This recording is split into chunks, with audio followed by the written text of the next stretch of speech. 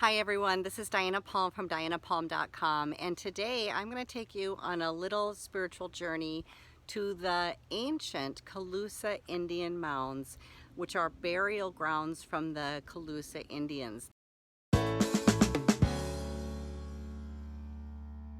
I'm going to show you a little bit about the burial mounds and tell you about some of the spiritual experiences that we've actually had while being here in the ancient mounds. So come on with us to learn a little bit more about the Calusa Indians.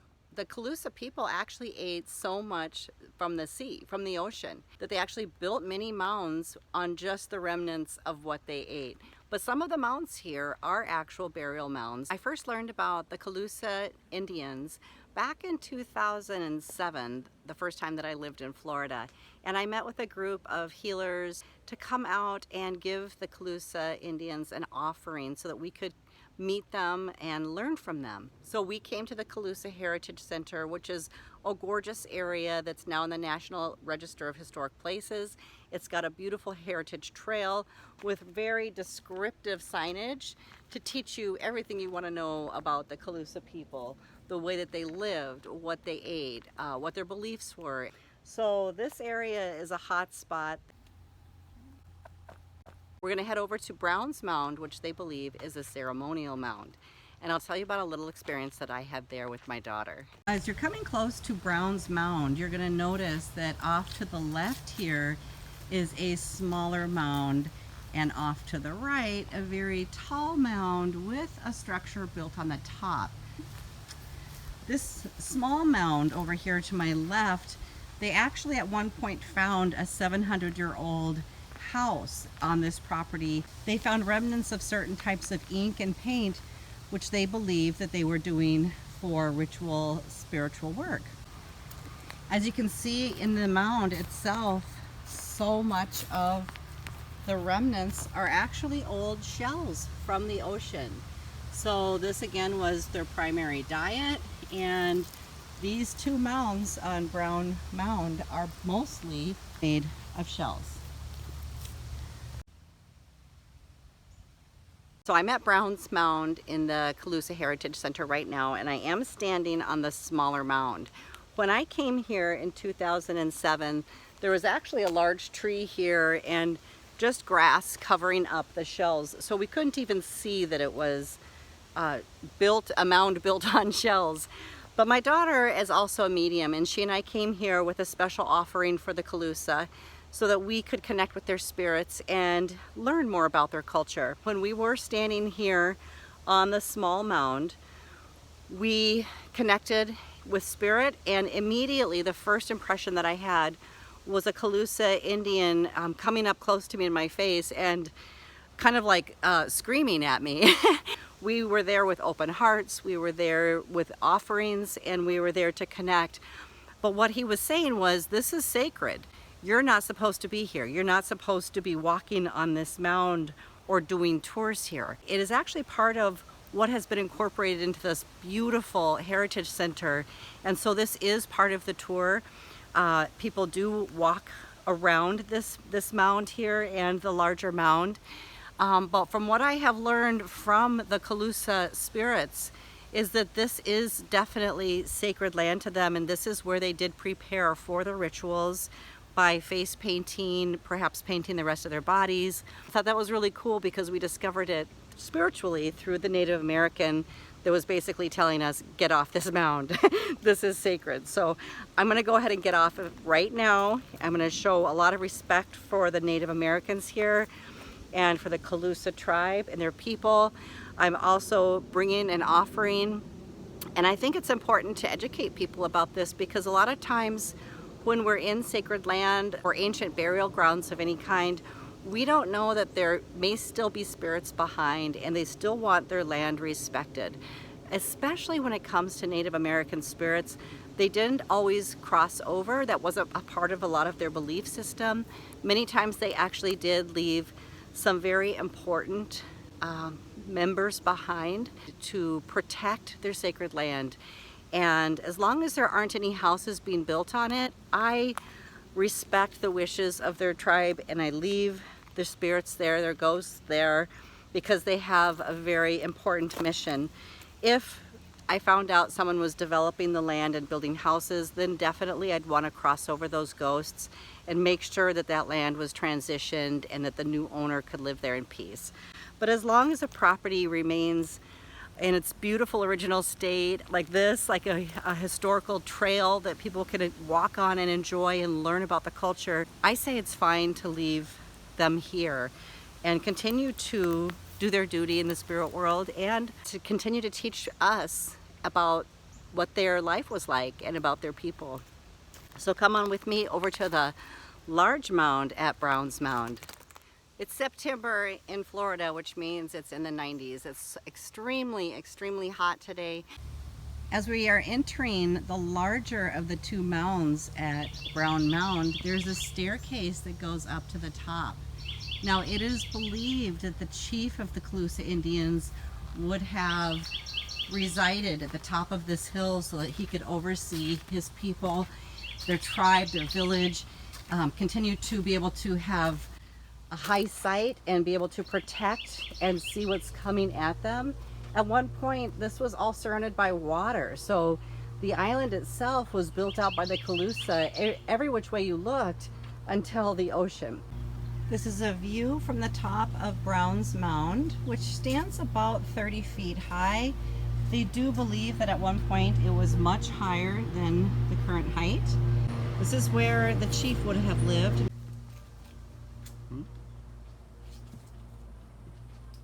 It's very important when visiting an ancient burial site that you do not disturb it in any way, that you do not take anything that you find, whether it's an artifact, a seashell, a human bone, or anything else. It's very, very important to leave everything intact. And I'm going to ask all of you right now that if you're watching this video to always respect ancient historical sites and burial sites. I never have made any exception under any circumstances. This is always my way of respecting the spirit world. Because of my respect for them, they have continued to respect and work with me. So keep that in mind when you're visiting these sites and learning and growing with your development with the spiritual world, whether it's mediumship, you're interested in the paranormal, the afterlife, spirits and ghosts, whatever it is, just make sure that whenever you're doing this work, that you do it with respect.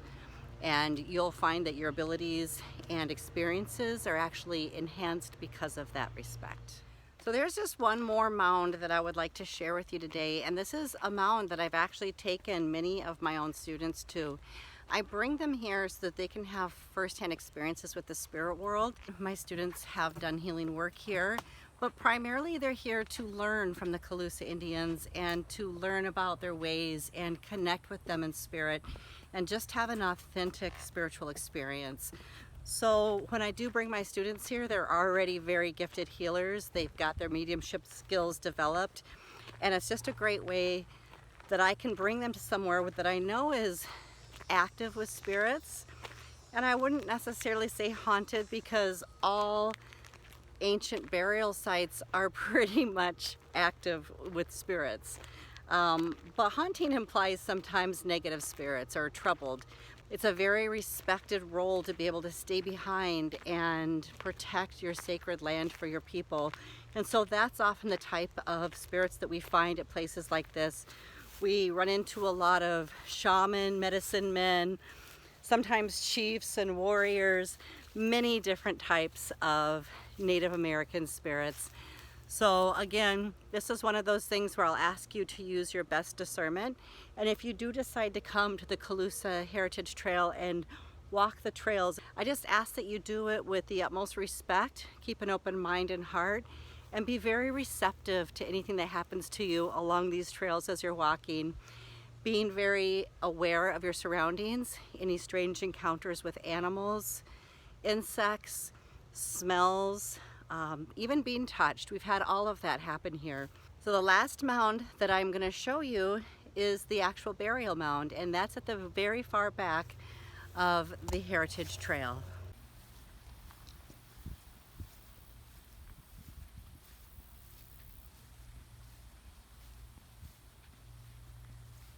There's such a presence here of the Calusa Indian that even just walking on their land, walking their trail, and observing their beauty and how they lived. And gosh, even in this heat, I mean, these people did not have air conditioning. So, I mean, it's just, it really gets you in touch with like how these people must have lived and how they spent their day and how they made their meals and collaborated as a tribe of people. Now we're approaching the Smith Mound, which is the one known to be their burial site. I'm reading this from the actual board that they have here to mark this mound where the Calusa Indians are buried. This is called the Smith Mound. At the end of the path in front of you is a mound that the Calusa used to bury their dead. Made entirely of sand, it rises about 20 feet high and was once more than twice the size it is today. A canal branched off the main canal and completely encircled the burial mound. A spiritual path led to the top. The Calusa had great respect for their dead. They made offerings at the graves of their ancestors and asked them for advice.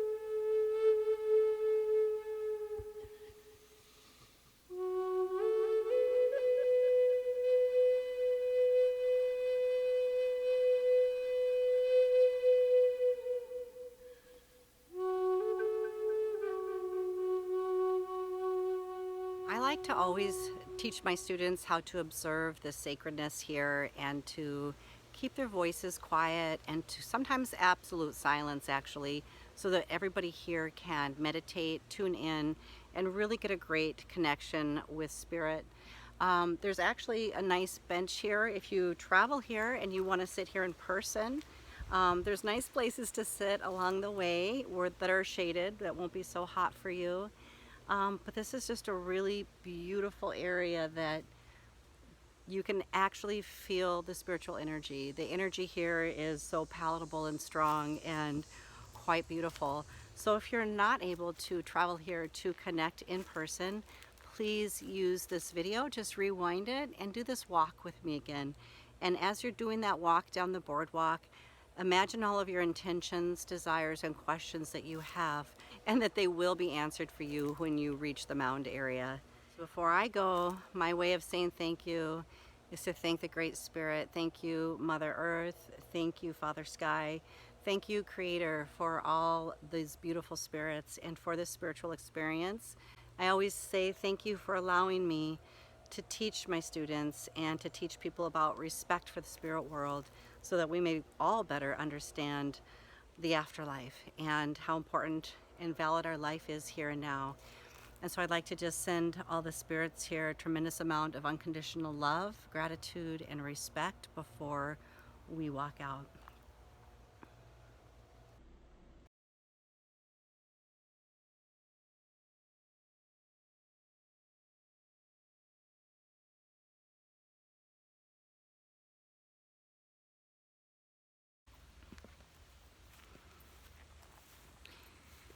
I like to say that it's really common when you're leaving a sacred area, a spiritual and ancient burial ground, that oftentimes spirits will accompany you. It's really common to have spiritual feelings and to maybe hear whispers or have some sort of physical spiritual experience.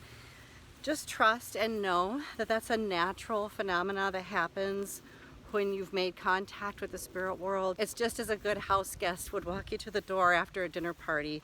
So don't feel like you're haunted. Nothing is attached to you. You're not bringing anything home. If you have shown trust and respect with them and shown them gratitude and thanked them, then any activity that you have on your way as you're leaving is simply a return of the favor, and they're walking you to the door. I hope you enjoyed this video, everyone. This is a really special place to me, and I've shared it with lots and lots of students and friends, and I want to continue to share places like this with you guys that you could get out to and explore. So thanks again, everyone. Have a great day.